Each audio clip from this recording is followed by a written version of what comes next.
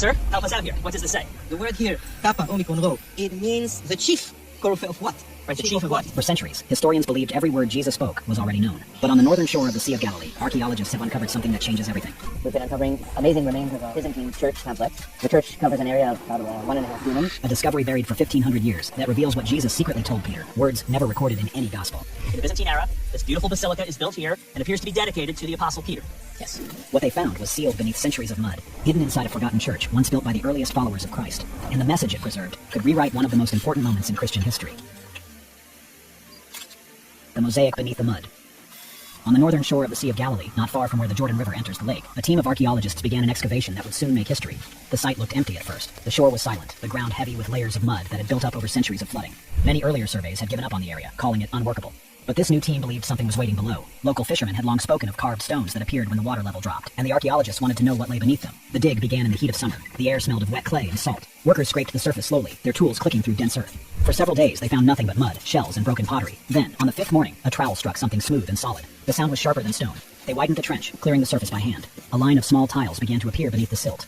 The colors were faint at first, then brightened as the water washed away the dirt. Over the next 2 weeks, the team worked in sections, exposing more of the structure each day. What they uncovered was astonishing. Thick walls, defined corners, and a curved chamber at the eastern end. The kind of feature found only in ancient churches. According to their field notes, the exposed area measured about 1.5 dunams, large enough to fit hundreds of people. This was no simple chapel, it was a Byzantine church. When the conservators began washing the floor, the room came alive. The mosaic beneath was nearly perfect, its patterns sharp and colorful despite the centuries that had passed. Near the center, faint Greek letters emerged. A language specialist read them slowly until the full line was clear. Peter, chief of the apostles and holder of the keys of heaven. For a long moment, no one spoke. The words were not a decoration. They were a proclamation, set into the very heart of the floor. The letters were clean, the ground untouched, the surface unusually preserved. Some of the team believed the room had been sealed to protect it. Others warned against speculation until further tests confirmed it. Still, one thing was certain. The mosaic had been placed there with purpose. As the sun set, the crew covered the floor again to keep it safe. The lake shimmered quietly in the distance. They left the site that evening knowing they had found something far greater than a ruin. According to their notes, one question remained in every mind. What story did this mosaic belong to? And what kind of town had once surrounded it? To answer that, they would have to look back in time, to a place long mentioned in scripture, yet missing from the world's maps. The town that the Gospels lost.